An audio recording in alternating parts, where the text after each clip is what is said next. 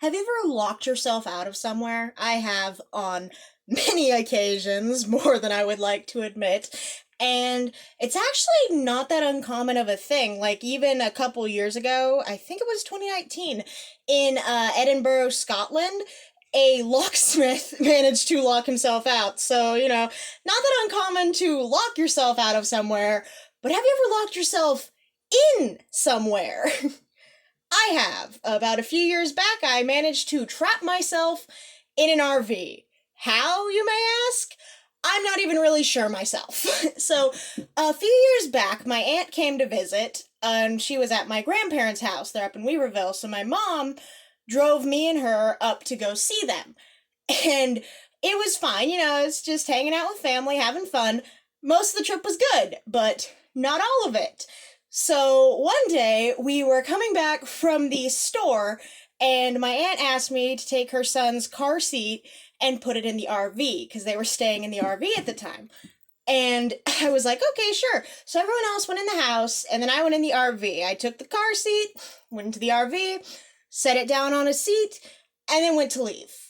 Except the door didn't open.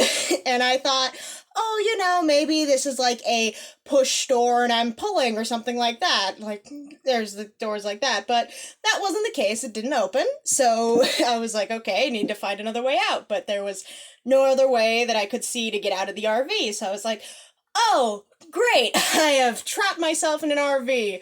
And I tried like yelling. I was like, guys, help.